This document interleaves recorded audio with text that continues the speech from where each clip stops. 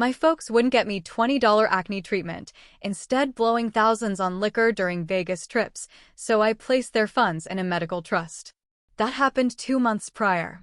Mother was just arrested for protesting outside my Google office with a bullhorn, yelling about her missed Botox appointment. Can you imagine a world where the people who are supposed to protect you, love you unconditionally, are the very ones who betray you? A world where a simple request for acne cream turns into a lifetime of resentment and a shocking confrontation years later. What would you do when your own mother launches a full-blown war against you, trying to destroy your life just because you finally said enough is enough? This isn't just a story about money, it's about a painful journey from a childhood riddled with neglect to a moment of choosing myself, even if it meant tearing my family apart. Growing up, my family was, well, poor. And I don't mean can't afford the latest iPhone poor. I mean, eating a warm meal was a special occasion. Public school was my reality, and for most of my childhood, it felt like my parents actively tried to keep me away from anything that cost money. They'd constantly leave me at home when they went out to restaurants, always saying it was too expensive to bring me. Christmas and holidays? Presents were a foreign concept. The only exception was my birthday, which usually meant a trip to McDonald's or Chipotle, my yearly taste of luxury. This lifestyle crushed my social life. My friends were always off go-karting, hitting arcades, or just hanging out at places I couldn't afford. I'd see their Instagram posts, filled with laughter and fun, and a deep envy would settle in my chest. And my tiny, cramped house? Forget it. I was mortified at the thought of them seeing where I lived, so I never invited anyone over.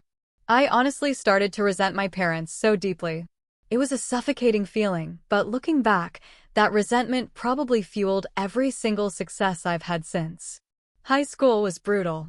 My second year, I'd often eat lunch in bathroom stalls because no one would let me sit with them. In class, I'd always pick the chairs furthest in the back, trying to disappear. At home, though, I had endless hours to myself. Hours I poured into my weird geeky hobbies like coding.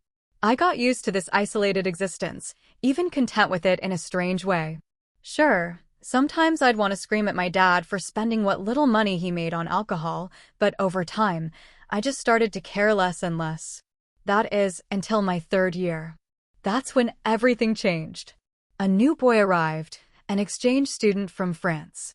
Tall, incredibly handsome, with blonde hair that seemed to catch the light. He barely spoke English, so guess who got assigned to guide him around school? Me. I was the only student who took French class seriously. And at first, it felt like my efforts were finally paying off. I showed him around, but all the other girls immediately swarmed him. He just wasn't interested.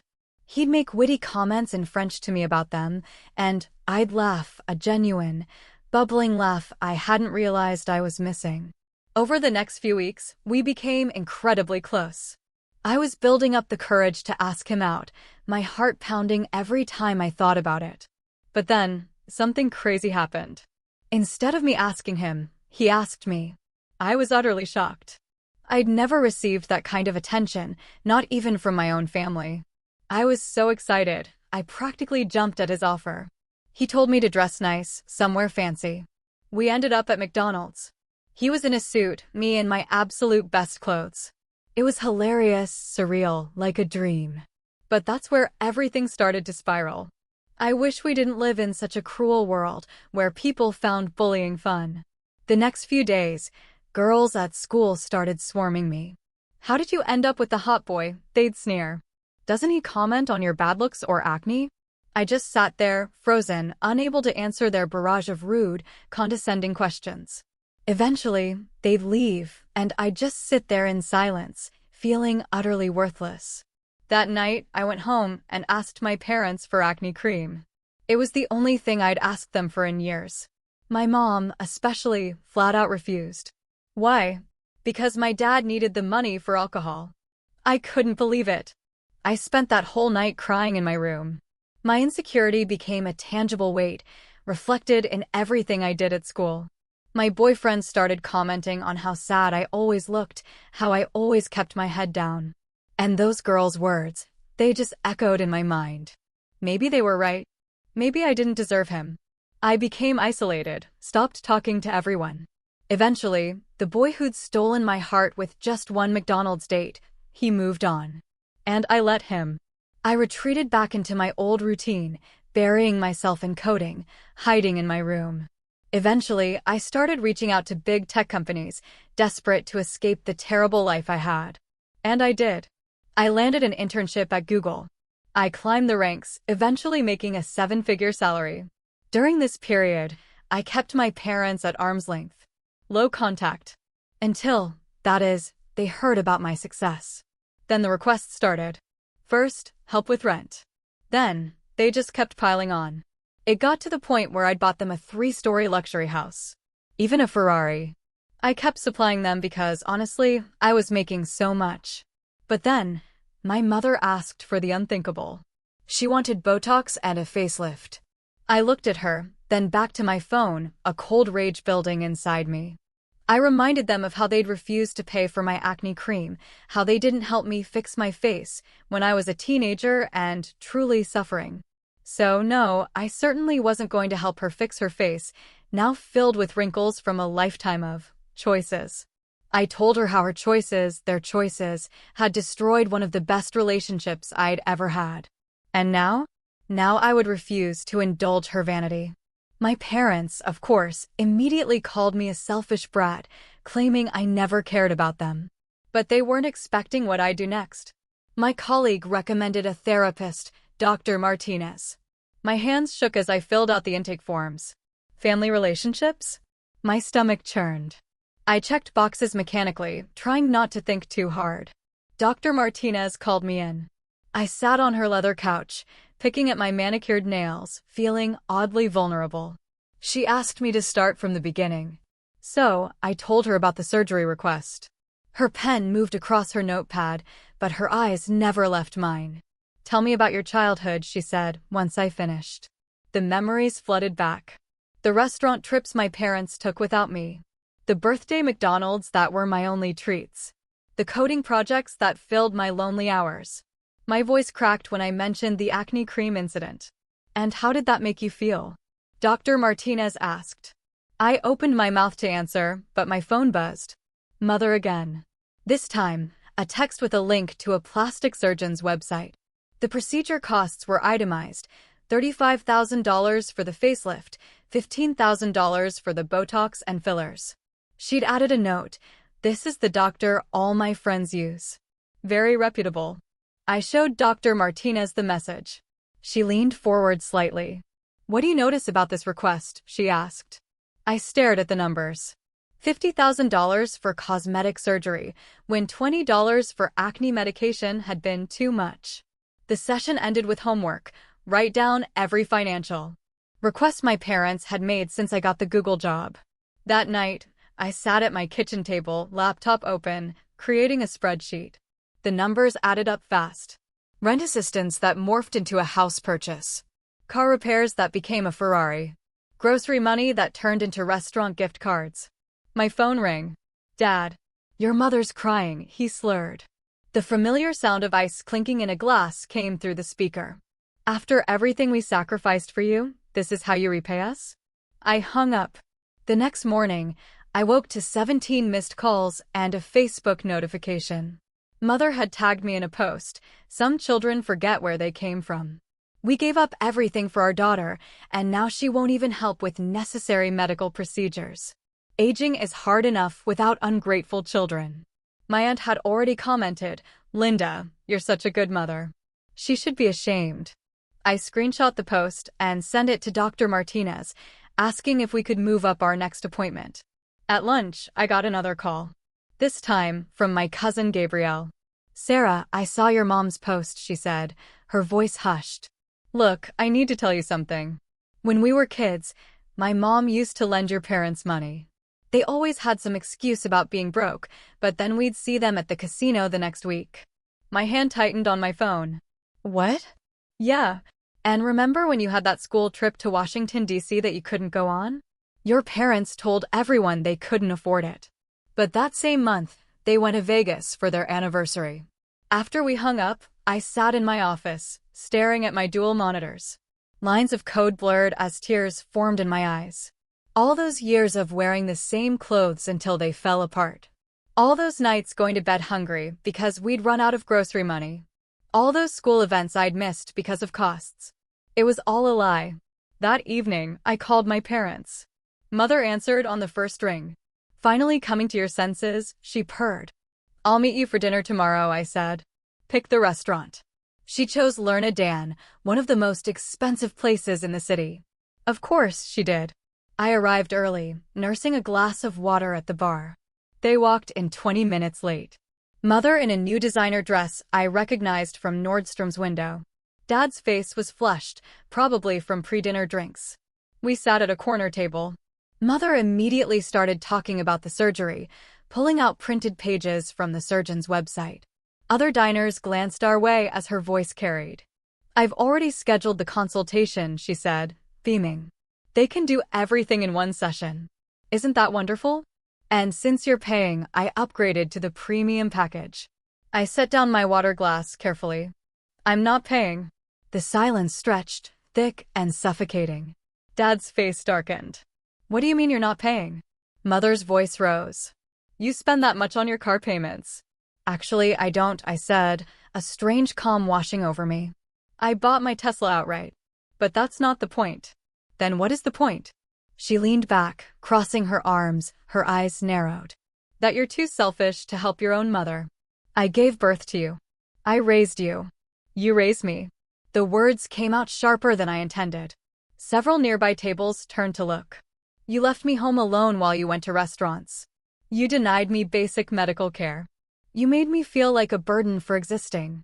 We were poor, Dad interjected, his words slightly slurred. Were you? I pulled out my phone and showed them the screenshots Gabrielle had sent me. Old Facebook posts from their Vegas trips, casino check-ins, photos at restaurants. Because it seems like you had money for everything except me. Mother's face went pale, then red. She stood up, her chair scraping loudly against the floor. How dare you, she shouted. The entire restaurant was watching now. After everything we sacrificed for you. We went without so you could have a future. And this is how you repay us? By humiliating us. I stood too, my legs surprisingly steady. You went without taking me to restaurants. I went without medication that cost less than Dad's beer. We are not the same. You owe us. Mother's voice cracked. We're your parents. You owe us everything. I owe you nothing. I picked up my purse. I've already given you more than you ever gave me. The house, the car, the monthly allowances. It stops now. I walked out, leaving them with the check. My phone exploded with messages on the drive home. Extended family, old family friends, people I hadn't heard from in years. Mother had started a campaign, calling everyone, posting on Facebook, sending emails about her cruel daughter who abandoned her parents. I turned off my phone and drove to Dr. Martinez's office. She'd agreed to see me for an emergency session. I did it, I said, collapsing onto her couch. I told them no. In public. At Lerna Dan. She handed me tissues I didn't realize I needed. How do you feel? Guilty, relieved, angry, free. I wiped my eyes. Is it normal to feel everything at once? It's normal for someone breaking free from a lifetime of manipulation, she said. We talked for the full hour about boundaries, about the difference between helping and enabling, about how love shouldn't come with a price tag. She helped me see that my success hadn't created my parents' entitlement. It had only revealed it. That night, I couldn't sleep. I found myself at my computer, not coding, but searching. On a whim, I looked up my old high school on Facebook. There he was, in a group photo from an alumni event, Antoine Dubois. He looked the same, just older, more refined. I closed the laptop and went to bed. The next few days were a blur of family drama. My aunt called me selfish. My uncle said I'd regret this when my parents were gone. Cousins I barely knew weighed in with their opinions. But Gabrielle and two other cousins, Nathaniel and Victoria, reached out with support. I'm proud of you, Victoria texted. They did the same thing to my mom for years. Nathaniel shared his own story about lending them money that was never repaid. Gabrielle sent screenshots of old conversations where my parents had badmouthed me to relatives while simultaneously asking for loans in my name. A week after the restaurant incident, I made a decision. I called my lawyer. I want to set up a trust, I said, for my parents' medical expenses. Actual medical expenses. Nothing cosmetic, nothing elective unless it's genuinely necessary for health. I want strict oversight and documentation for every disbursement. We spent 3 hours going over the details. The trust would cover Medicare gaps, prescription medications, necessary procedures. It would pay for a modest apartment if they lost the house I bought them. But no cash disbursements, no luxury items, no cosmetic procedures. I had the papers drawn up and sent to my parents via certified mail. Mother called immediately. A trust? You're treating us like children. I'm treating you like people who've proven they can't be trusted with money, I said. This is that therapist, isn't she? Mother's voice was venomous. Filling your head with lies, turning you against us. No, Mother, I said, my voice steady. This is me finally seeing clearly. She hung up. That evening, I sat in my home office looking out at the city lights. My laptop was open to LinkedIn. Antoine's profile was on the screen. He worked for a tech company in Paris now. His job title suggested he'd done well for himself. My cursor hovered over the message button. What would I even say? Hey, remember me? The girl who pushed you away because of her insecurities? I closed the laptop and went to make dinner. 2 weeks passed. The family drama continued on Facebook, but I'd blocked most of the participants. My parents hadn't signed the trust documents. They were holding out, probably hoping I'd cave. Then, on a Thursday afternoon, I got a LinkedIn notification. Antoine Dubois had viewed my profile. My heart raced as I clicked over to LinkedIn. There was a message waiting. Sarah, is this really you? I heard about what happened with your parents from a mutual friend. I hope you're okay. I stared at the message for a full 5 minutes before typing back. Hi, Antoine. Yes, it's me. I'm processing everything. How did you hear? His response came quickly. Sebastian from our French class. He saw your mother's posts. I'm sorry you're going through this. We messaged back and forth for an hour. He told me about his job, his life in Paris. I told him about Google, carefully avoiding the family drama. Then he wrote something that made me stop breathing. I need to tell you something. When you pulled away in high school, I thought I'd done something wrong. It took me years to realize it wasn't about me. My fingers hesitated over the keyboard. Finally, I typed the truth. Those girls said I didn't deserve you. My parents refused to help with my acne. I believed I was too ugly, too poor, too everything. Sarah, I never cared about any of that. You were brilliant and funny and kind. The acne was just acne. Tears blurred my vision. All those years of carrying that shame, that self-hatred, and he'd never even noticed what I thought was my fatal flaw. I'm sorry, I typed. For pushing you away, for not explaining. We were kids, he replied. We did the best we could with what we knew. I was about to respond when my phone rang. Dr. Martinez's office confirming tomorrow's appointment. After I hung up, I looked back at Antoine's messages. Another had come through. I have a conference in San Francisco next month. Would you like to get coffee? Or maybe McDonald's for old time's sake. I stared at his message, my fingers hovering. McDonald's. The place where everything began and ended. Before I could respond, my office door burst open. Sarah, we need you in the conference room. Emergency meeting about the new security protocol. My manager looked frazzled. I quickly typed, yes, I'd love that to Antoine and rushed to the meeting. For the next 3 hours, I buried myself in code reviews and system architecture discussions, but my mind kept drifting to that upcoming coffee date. When I finally returned to my office, my phone showed 23 missed calls, all from Mother. My stomach dropped as I listened to the first voicemail.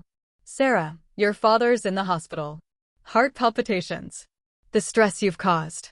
If something happens to him, it's on you. I grabbed my keys and drove to Stanford Medical Center, my hands shaking on the steering wheel. Despite everything, the thought of Dad being seriously ill made my chest tight. I found them in the cardiac unit waiting room. Mother's eyes were red-rimmed, but when she saw me, her expression hardened. Finally decided to show up, she said, loudly enough for other families to hear. Dad was sitting up in bed when I entered his room, looking more annoyed than ill. The heart monitor showed steady rhythms. The doctor says it's stress-related, he said, not meeting my eyes. My blood pressure has been high since you cut us off. I sat in the visitor's chair, studying his face. Color was good. No signs of distress. The familiar smell of alcohol lingered despite the hospital setting. What did the tests show? I asked. Elevated blood pressure. They want to keep me overnight for observation. He finally looked at me. Your mother's surgery consultation is next week. She's been so upset about your selfishness that she can barely sleep. The manipulation was so transparent, it almost made me laugh. Almost. Instead, I stood up. I'm glad you're okay, Dad. Let me know if the tests show anything serious. Mother followed me into the hallway. That's it? You're just leaving? Your father could die. The doctor said it's stress-related high blood pressure, not a heart attack, I said calmly. Maybe if he cut back on the drinking. Don't you dare blame this on him. Her voice echoed off the hospital walls. This is your fault. All that money you're hoarding while we suffer. A nurse approached us. Ma'am, I need to ask you to keep your voice down. This is a cardiac unit. Mother glared at her, then at me. Fine. But don't come crying to me when he's gone, and you have to live with the guilt. I left the hospital feeling drained. Back home, I found myself scrolling through old photos on my laptop. There were so few from my childhood. Most were school pictures, my forced smile not quite reaching my eyes. Then I found one from sophomore year. A group photo from French class. Antoine was in the back row, and I was 2 people away, looking at him instead of the camera. My phone buzzed. A text from Gabrielle. Saw your mom's latest Facebook post about your dad being hospitalized because of your cruelty. Just FYI, my mom saw them at the casino last Tuesday. He seemed fine then. I screenshot the message and added it to my growing folder of evidence. Not for any legal purpose, just for my own sanity when the guilt crept in. The next morning, I woke to find a GoFundMe link circulating on Facebook. Mother had created a fundraiser for Dad's emergency medical expenses and Linda's necessary surgery. The description painted me as a heartless daughter who abandoned her parents in their time of need despite having millions. The goal was set at $75,000. My phone rang. Dr. Martinez, I don't usually call patients between sessions, she said. But a colleague showed me your mother's fundraiser. How are you handling this? I'm not sure, I admitted. Part of me wants to expose all their lies. Show everyone the receipts, the casino photos, everything. But that feels petty. What would exposing them accomplish? She asked. I thought about it. Maybe people would stop judging me. Stop believing I'm this horrible daughter. And is their opinion worth your peace of mind? After we hung up, I sat with that question. Did I really care what distant relatives and family friends thought? Or was I still that teenager, desperate for approval, eating lunch in bathroom stalls? My work suffered that week. I missed a deadline for the first time in 3 years. My manager pulled me aside. Sarah, is everything okay? This isn't like you. I gave him a vague explanation about family issues. He nodded sympathetically and gave me the rest of the day off. Instead of going home, I drove to the beach. I sat on the sand, watching the waves, and let myself cry. For the first time since the restaurant confrontation, a deep, cleansing cry. My phone buzzed. Antoine had sent another message. I've been thinking about our conversation. I want you to know something. That day at McDonald's wasn't a joke to me. I chose it because you'd mentioned it was special to you. I wanted our first date to be somewhere that made you happy. The tears came harder. All these years, I'd remembered it as him making the best of my poverty, when really, he'd been trying to give me something meaningful. That evening, I called Nathaniel. He'd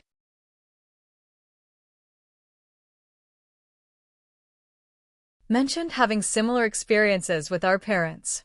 How do you deal with the guilt? I asked. He sighed. Therapy?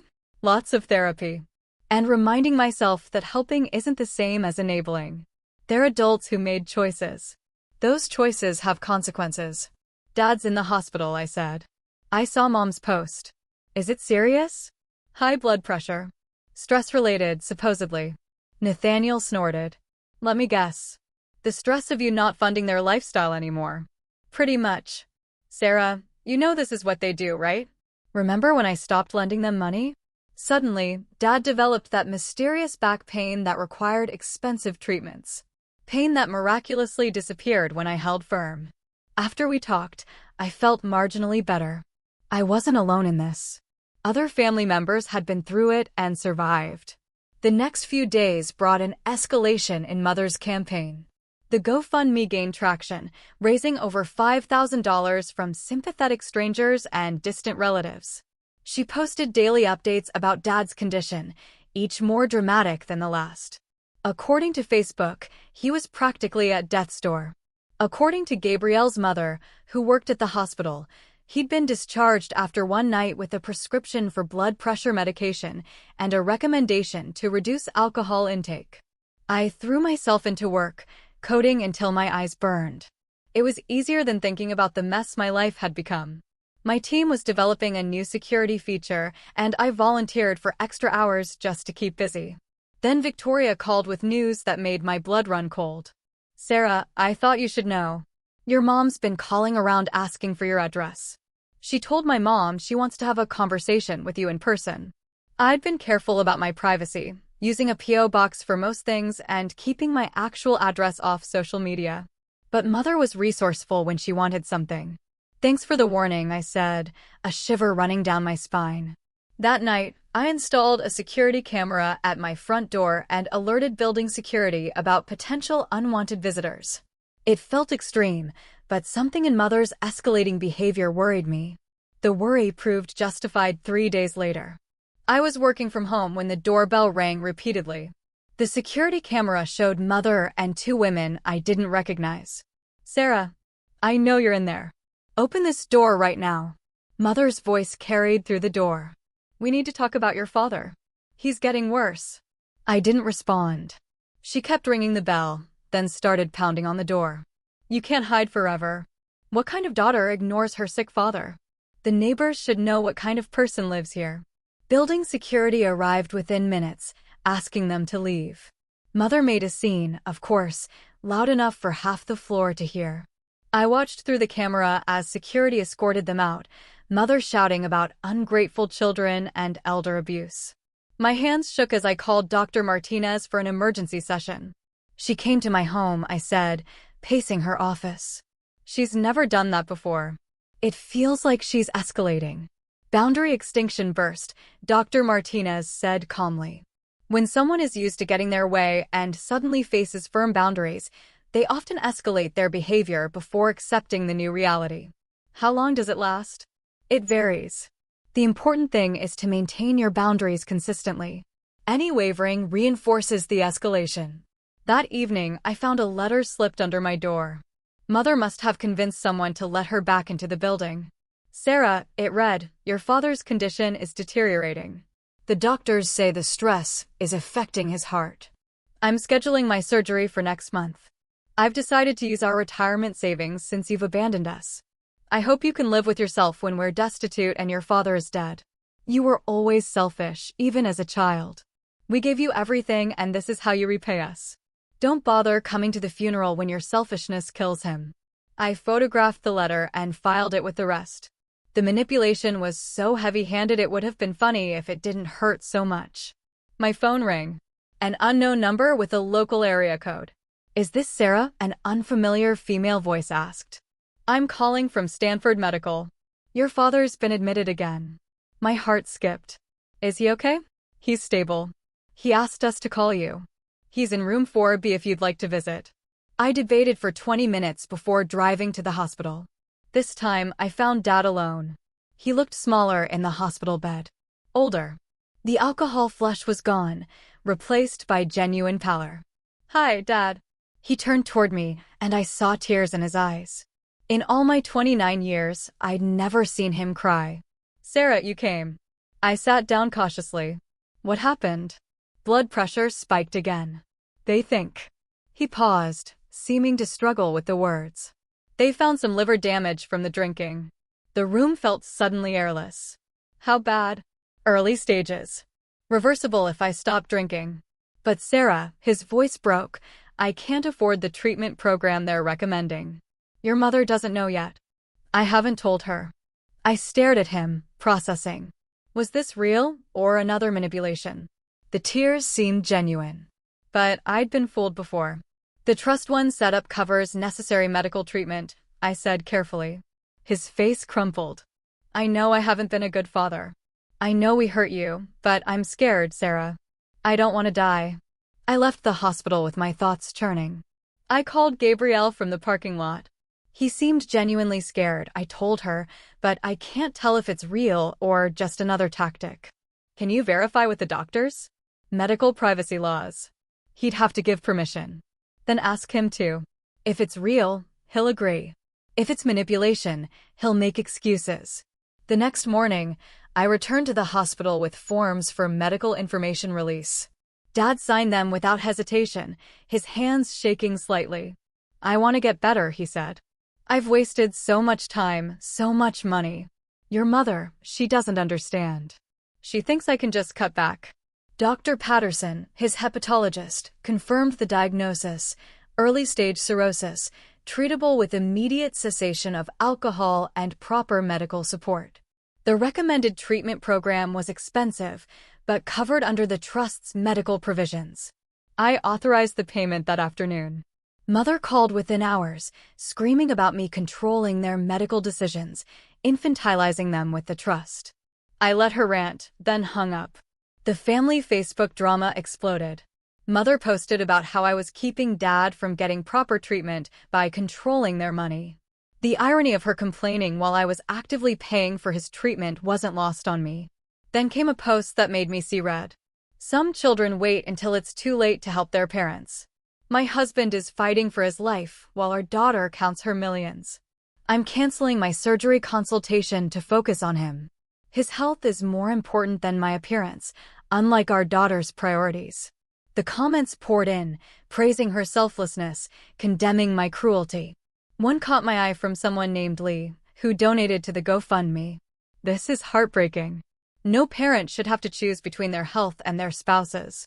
Sarah, if you're reading this, shame on you. I closed Facebook and opened my coding environment. For 3 hours, I lost myself in algorithms and data structures, finding peace in problems that had clear solutions. My phone buzzed. Antoine again. I saw the posts. Your cousin Sebastian showed me. I'm sorry you're dealing with this. Family shouldn't be this hard. It's getting worse, I typed back. I'm paying for my dad's treatment, but my mom's spinning it as me withholding help. I don't know how to make it stop. You can't control her narrative. You can only control your actions. And from what I see, you're doing the right thing. Am I? Sometimes I feel like the villain in my own story. The villain wouldn't be paying for medical treatment. The villain wouldn't have spent years supporting parents who neglected her. You're not the villain, Sarah. You're just tired of being the victim. His words hit deep. I stared at the screen, unable to respond for several minutes. Thank you, I finally typed. I needed to hear that. 3 weeks until San Francisco. I'm looking forward to seeing who you've become. That night, I couldn't code, couldn't focus on anything. I found myself going through old photos again, this time from college. I looked happier there, freed from high school's social pressures. But even then, there was something held back in my smile. Some part of me still believing I wasn't enough. My doorbell rang at 10 p.m. The security camera showed Victoria. Sorry for dropping by so late, she said when I let her in, but I thought you should hear this in person. She sat on my couch, looking uncomfortable.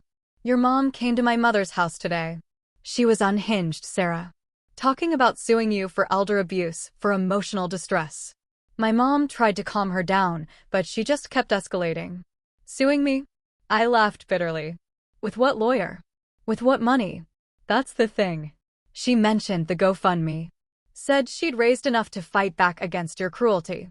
Sarah, I think she's planning something. After Victoria left, I called my lawyer. He assured me that Mother had no case, but recommended documenting everything. I spent the rest of the night organizing emails, texts, voicemails, creating a timeline of events. At 3 a.m., I gave up on sleep and went for a run. The streets were empty, quiet. I ran until my lungs burned, trying to outpace the feeling that my life was spiraling out of control. When I got home, there was an email from Mother. The subject line, "Final warning. Sarah, this is your last chance to do the right thing. Your father starts treatment tomorrow, but they won't let me stay with him because we can't afford a hotel. You forced us to drain our savings for his care while you sit in your luxury apartment. I've consulted with a lawyer about elder abuse and financial exploitation.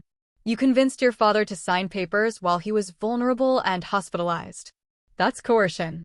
Drop this trust nonsense and give us access to our rightful support, or I'll have no choice but to protect ourselves legally. You have 48 hours. I forwarded it to my lawyer, then took a screenshot from my file. The threat was empty. I knew that. The trust was legally sound, created while they were healthy and competent. But the accusation of exploitation stung. Was I exploiting their vulnerability by maintaining boundaries? Dr. Martinez addressed this in our next session. She's reversing victim and offender, she explained. It's a common tactic in manipulative relationships. The person who sets boundaries becomes the abuser in their narrative. But what if she actually files something? Even a baseless lawsuit could affect my job, my reputation. Has your lawyer expressed concern? No. He says she has no standing. Then this is anxiety speaking, not reality. Let's work on differentiating between actual threats and emotional manipulation. Dad started his treatment program the next day. I received updates from the facility. He was cooperating, attending sessions, showing commitment to recovery. It was more than I'd hoped for.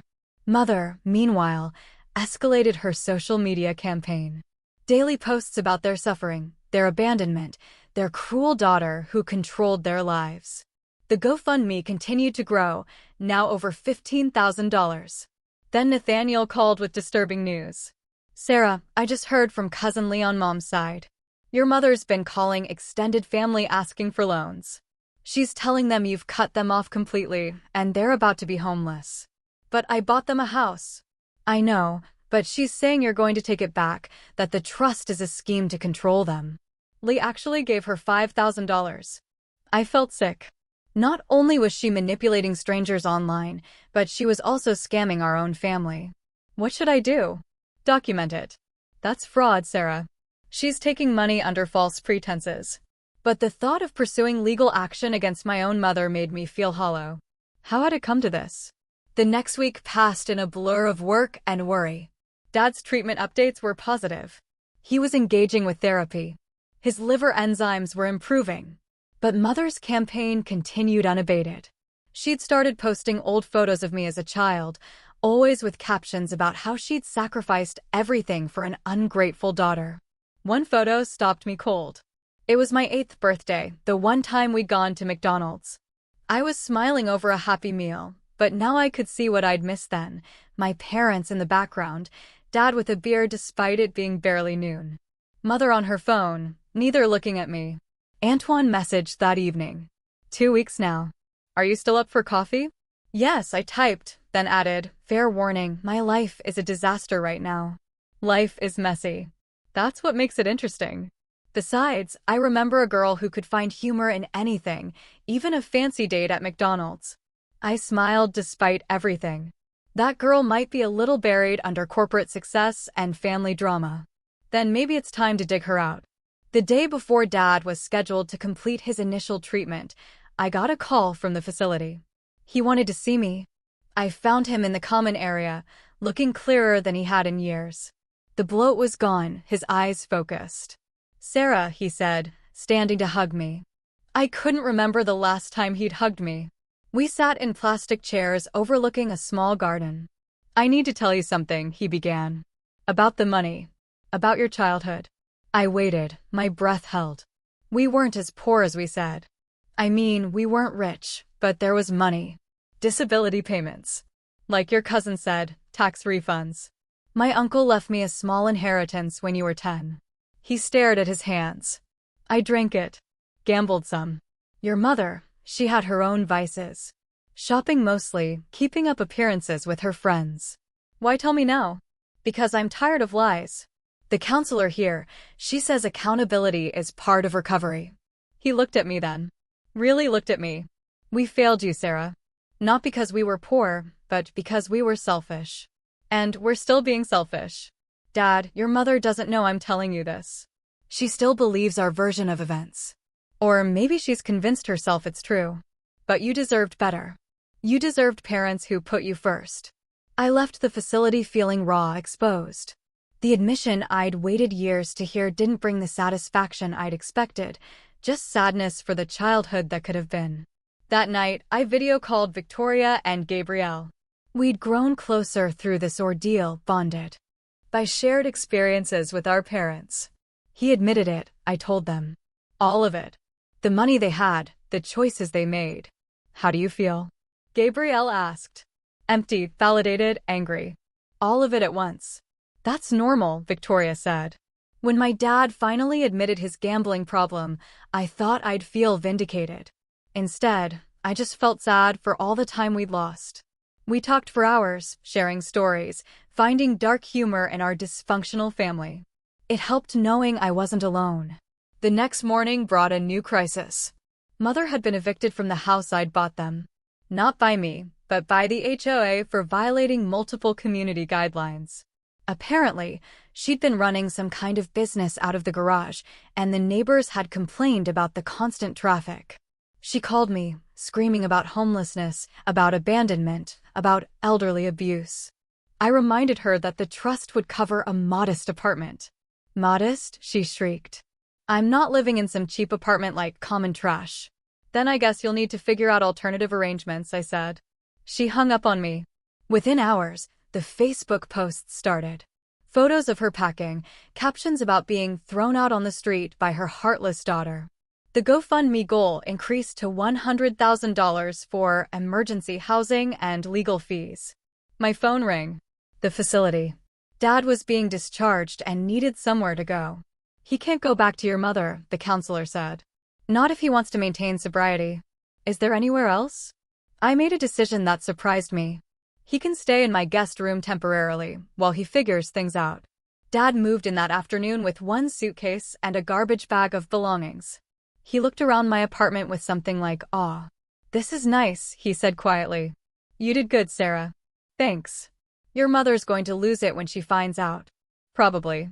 He sat on the couch, looking small and lost. I don't know how to live without her. Even with everything, 40 years is a long time. You'll figure it out, I said, hoping it was true. That evening, while Dad attended an AA meeting, I finally responded to Antoine's latest message. Coffee sounds perfect, but I should warn you. My dad's currently living in my guest room. My mother's trying to sue me, and I'm apparently the villain of the family narrative. Sounds like you need that coffee more than ever.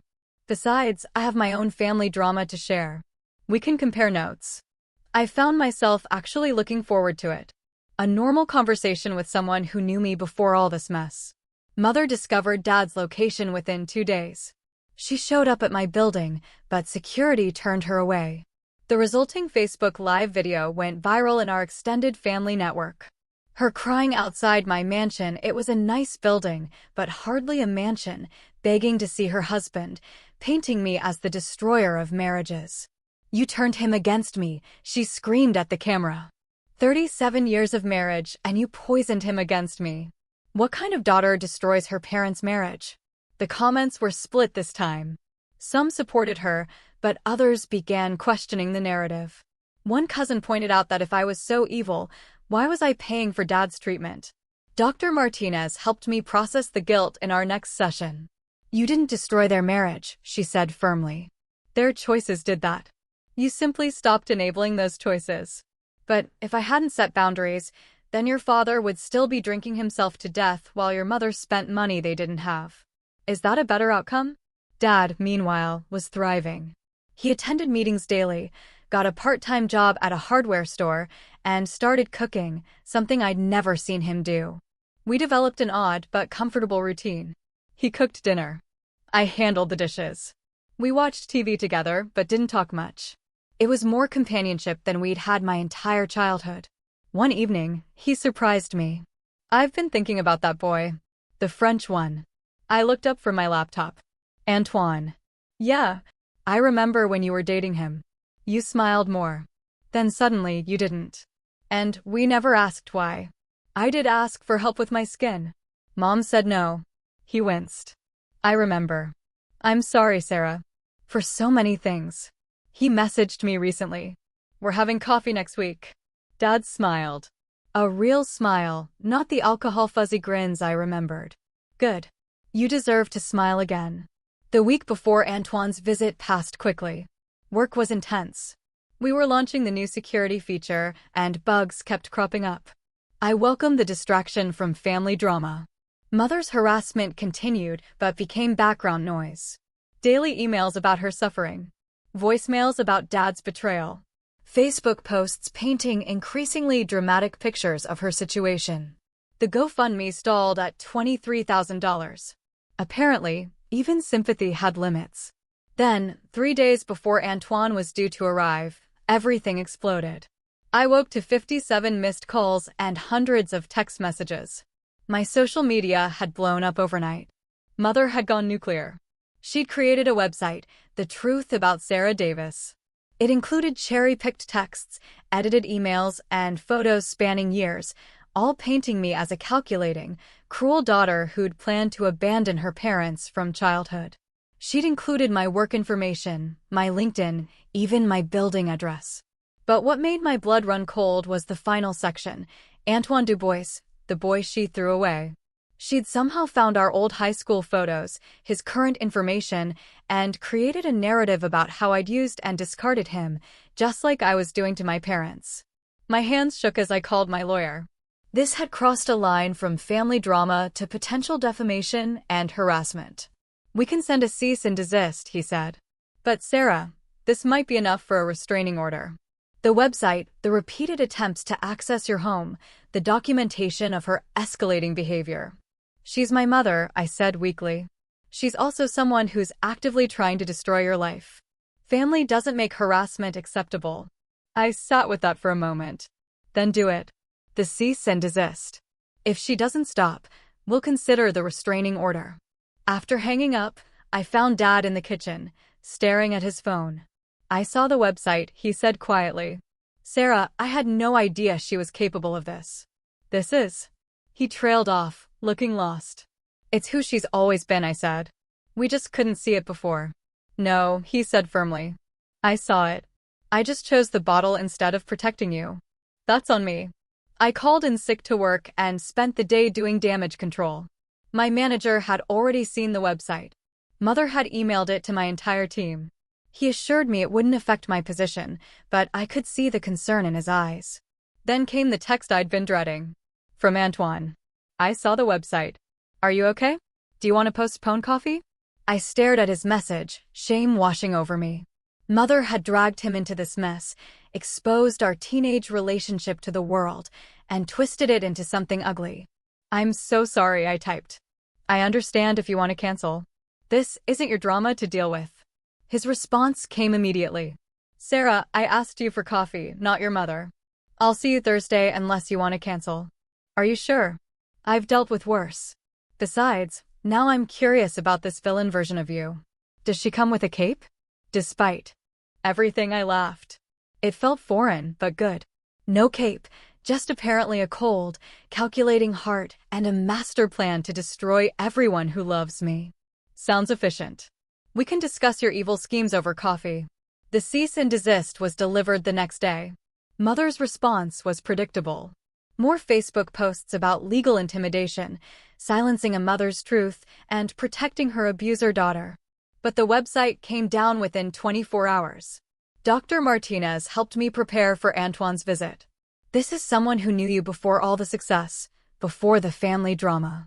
How does that feel? Terrifying, I admitted. What if he sees that I haven't really changed? That I'm still that insecure girl who pushed him away? What if he sees that you've grown, she countered. That you're setting boundaries and standing up for yourself in ways that teenage girl never could. The night before our coffee date, I couldn't concentrate on anything. Dad noticed my nervousness. You're pacing, he observed from the couch. Sorry, I'll go to my room. No, it's familiar. You used to pace before school presentations. Your mother would yell at you to stop. Said you were making her anxious. He paused. I should have told her to leave you alone. Kids are allowed to be nervous. I stopped pacing, struck by the observation. Such a small thing, but part of a pattern I was only now recognizing. Thanks, Dad. He nodded and returned to his AA book. We were still figuring out how to be father and daughter without mother as a buffer. But moments like this gave me hope. That night, I lay in bed thinking about the next day. Coffee with Antoine. Such a simple thing, but it felt monumental. A connection to who I was before the success, before the family explosion, before I built walls so high even I couldn't see over them. My phone buzzed. One last message from Antoine. Looking forward to tomorrow. And Sarah, that girl who was brave enough to show a confused French kid around school? She's still in there. See you soon. I fell asleep holding on to those words, hoping they were true. The morning of the coffee date, I woke at 5 a.m. with my stomach in knots. Dad was already in the kitchen making coffee. Couldn't sleep either, he asked. I shook my head and accepted the mug he offered. We stood at the counter in comfortable silence until he spoke again. I've been thinking about what to do next. Found a sober living facility that takes insurance. Figure I should give you your space back. You don't have to rush, I said, surprised to find I meant it. I know, but I need to learn to stand on my own feet. Can't hide from your mother forever. My phone buzzed. A text from Mother. I know he's there. A wife always knows. You've stolen my husband and destroyed my life. I hope you're happy. I showed Dad the message. He sighed deeply. 40 years, he said. 40 years of this, and I never saw it clearly until now. I left for work early, needing the distraction. My team was in the final stages of the security launch, and I buried myself in debugging code, but concentration was impossible.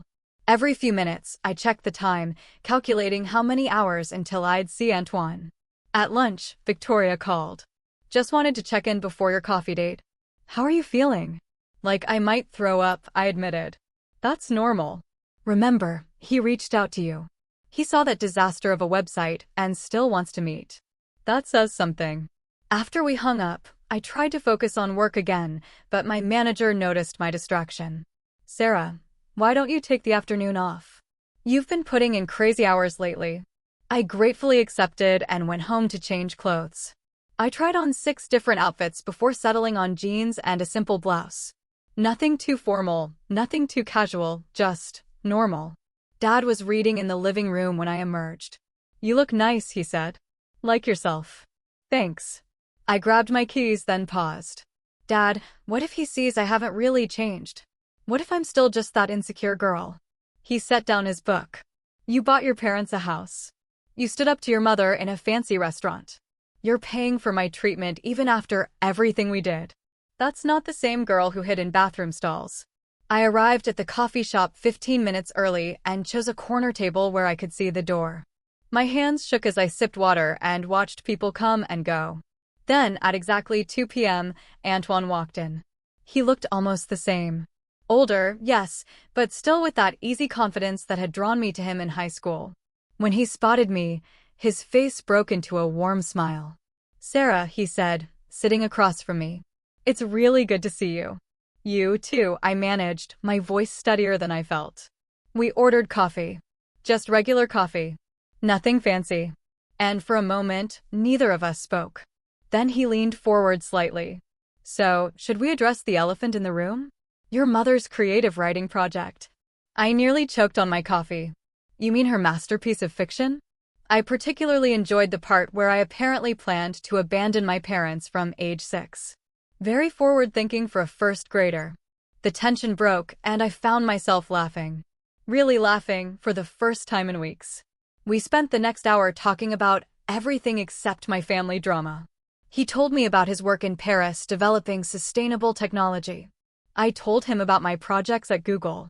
It felt surprisingly normal, like the years had compressed and we were just 2 nerds talking about code. Then his expression grew serious. Can I ask you something? When you pulled away in high school, I always wondered, was it something I did? I set down my cup carefully. No, it was never you. Some girls said I didn't deserve you. They made comments about my appearance, my acne. And when I asked my parents for help with medication, they said no. I believed I was too ugly, too poor, too everything for someone like you. He was quiet for a moment. I need to tell you something. That McDonald's date. I spent hours planning it. You'd mentioned it was the only place your parents took you for birthdays, that it was special. I wanted our first date to be somewhere that made you happy, not somewhere that made you feel less than. My eyes burned with unshed tears. All these years, I'd remembered it wrong. I'm sorry, I said, for pushing you away, for not explaining. We were 17, he said gently. 17-year-olds aren't known for their communication skills. My phone buzzed. Mother again. I glanced at it and quickly turned it face down, but not before Antoine noticed. Still escalating? Always. She's moved on to telling people I've kidnapped my father. How's he doing? I found myself telling him about Dad's recovery, his admission about their finances, his decision to find sober living. Antoine listened without judgment, occasionally asking questions. It sounds like he's trying, he said finally. Yeah, it's complicated.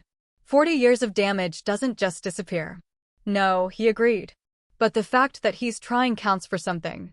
We talked for another hour, the conversation flowing easily. He showed me photos from his travels, his work projects. I told him about the trust I'd set up, the boundaries I was learning to maintain. Dr. Martinez, my therapist, says I'm breaking generational patterns, I said. Some days it feels like breaking myself instead. Growth usually does, he said. But look at what you've accomplished. Not just professionally, but personally. Setting boundaries with toxic people is harder than any code you'll ever write. As we prepared to leave, he hesitated. I'm in town for another week. Would you like to have dinner somewhere other than McDonald's this time? I'd like that, I said, meaning it. We exchanged numbers. Real ones this time, not through LinkedIn. And I walked back to my car, feeling lighter than I had in months. When I got home, Dad was cooking dinner. The apartment smelled like garlic and herbs. How did it go? He asked, not looking up from the stove. Good. Really good, actually. I'm glad. He paused, stirring the sauce. Your mother called while you were out. The building wouldn't let her up. What did she want? Same as always. For me to come home. For you to stop controlling me. For things to go back to how they were. He turned to face me. I told her no. First time I've ever done that. How did she take it? About as well as you'd expect.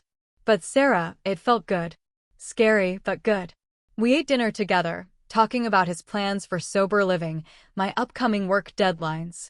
It was the most normal evening we'd ever shared. The next morning brought a new crisis. Mother had started a blog, A Mother's Heartbreak, with daily updates on parental alienation. The first post was a dramatic retelling of Dad's kidnapping, complete with staged photos of her crying over their wedding album. I screenshot it and sent it to my lawyer, who responded quickly, keep documenting. This is actually helping our case if we need that restraining order. At work, I threw myself into the security launch, grateful for the distraction. My team was supportive, professionally ignoring the elephant in the room of my mother's very public campaign against me. That evening, Antoine texted about dinner plans. We settled on a small Italian place, nothing too fancy. I found myself looking forward to it with an anticipation I hadn't felt in years. Dad noticed my improved mood. It's nice to see you smile, he said over breakfast. Really smile. Not the work smile you do. I didn't know you could tell the difference. I'm sober now. I notice things. He paused. I noticed things before too. Just chose to ignore them. I'm sorry for that. The apologies were becoming frequent, and I wasn't sure how to handle them. Dr. Martinez had warned me about this stage of recovery, the overwhelming guilt that often accompanied clarity. 2 days later, Dad moved into the sober living facility. I helped him carry his few belongings to his new room, a small but clean space he'd share with another man in recovery. You sure you're ready for this? I asked. No, he admitted, but I need to try. Can't keep hiding from reality. As I drove home, I felt a mix of relief and worry. The apartment felt empty without him, but also peaceful. For the first time in weeks, I had my space back. That night was my dinner with Antoine. I arrived to find him already there, looking relaxed in jeans and a button-down shirt. You look happy, he said as I sat down. My dad moved into sober living today. It's a big step for both of you, he observed. Dinner was easy, comfortable. We talked about technology, travel, books we'd read. He told me about his failed relationships. I told him about my workaholic tendencies. It felt honest, real, in a way my teenage self could never have managed. Can I ask you something? I said as we shared dessert. Why did you really reach out? After seeing that website, most people would have run. He considered this. Because I remembered the girl who helped me navigate American high school, who laughed at my terrible English jokes, who was brilliant and kind and had no idea how special she was. He paused.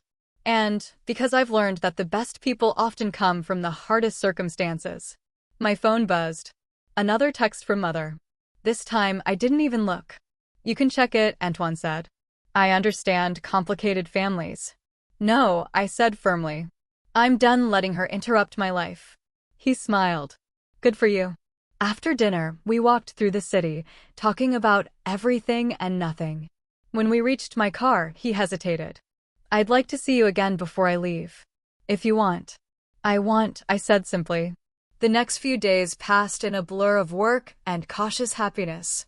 The security launch went smoothly, my team celebrating with champagne I couldn't quite bring myself to enjoy. Mother's campaign continued online, but it felt distant now, like noise from another room.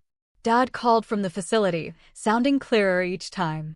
He was attending meetings, making friends, even starting to talk about finding his own apartment eventually. Your mother showed up here yesterday, he told me during one call. Made a scene in the parking lot. They had to call the police. Are you okay? Yeah, it was illuminating seeing her behavior from the outside. How did I not see it for 40 years? Love makes us blind sometimes, I said, surprising myself with the compassion in my voice. Antoine and I met twice more before his conference ended. Once for lunch near my office. Once for a walk through Golden Gate Park. Each time felt easier, more natural. I have a confession, he said during our park walk. I looked you up years ago when Facebook first became popular, but you had such strict privacy settings, I couldn't see anything. Self-preservation, I admitted. I didn't want people from high school finding me. I understand, he said. But I'm glad we found each other now. On his last night in town, we had dinner at a rooftop restaurant with views of the bay. The conversation turned more serious. What happens now? I asked. You live in Paris. I live here. I don't know, he said honestly. But I'd like to find out if you're willing. I'm willing, I said. But I need you to know, my life is complicated right now. My mother isn't going to stop her campaign anytime soon. My dad's in recovery.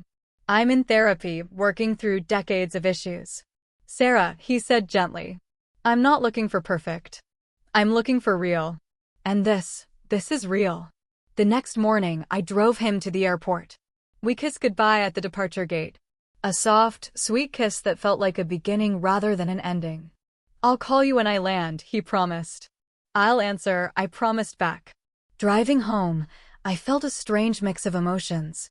Hope, fear, excitement, worry, all tangled together. My phone rang through the car speakers. Dr. Martinez, confirming our next appointment. Back at my apartment, I found a letter slipped under my door. Dad's handwriting. Sarah, it read. I wanted to put this in writing. Thank you for saving my life. Not just with the treatment, but with your boundaries. Seeing you stand up to us showed me what self-respect looks like. I'm proud of who you've become. Not because of your success, but because of your strength. Love, Dad. I sat on my couch, holding the letter, and cried. Not the desperate tears of recent weeks, but something cleaner. Cathartic. My phone buzzed. A text from Antoine. Boarding now. Already planning my next trip to San Francisco. Thank you for taking a chance on us again. I smiled, wiping my eyes.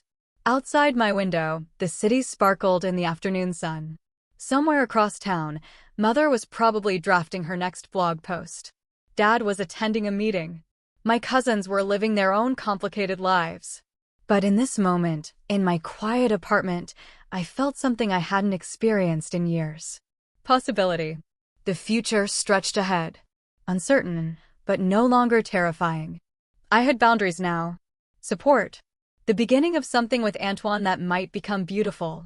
I opened my laptop and started coding, losing myself in the familiar rhythm of problem solving. My phone sat silent beside me, no longer a source of dread, but just a tool. The security feature launched successfully. My team's messages filling our Slack channel with celebration emojis. That evening, Antoine called as promised, his voice warm across the ocean distance. We talked for an hour about nothing important. His flight, my work, plans for video calls. Normal things. Healthy things. After we hung up, I sat in the gathering dusk, thinking about the girl who used to eat lunch in bathroom stalls. She felt like a stranger now, but also like someone I needed to honor. Her pain had shaped me, but it no longer defined me. My laptop dinged with an email. Work-related. Nothing urgent. I closed it and stood, stretching. Tomorrow there would be more drama, more messages from Mother, more sessions with Dr. Martinez. The work of healing was far from over. But tonight, I made myself dinner in my peaceful kitchen. I texted with Victoria and Gabrielle, sharing memes and support. I looked at apartments near Dad's facility, thinking about his next steps. And when Antoine texted goodnight from Paris, with a photo of the Eiffel Tower lit up against the night sky, I smiled. A real smile, not the practiced one I'd perfected over years of hiding. Some wounds, I realized, touching my now clear skin in the bathroom mirror, really could heal. It just took time, boundaries, and the courage to stop letting people reopen them. The girl in the mirror looked tired, but hopeful. She looked like someone who was learning, finally, to choose herself. My phone buzzed one last time. Mother, of course. This time, I didn't even read it. I silenced the phone and went to bed, falling asleep to the sound of the city outside my window and the quiet promise of a future I was finally building for myself. This journey has been incredibly tough, messy, and filled with more heartache than I ever thought possible. But it also taught me what I'm truly made of. I'm curious, have any of you ever had to choose yourself over your family, even when it felt like the hardest decision in the world? What was your turning point? Let me know in the comments below.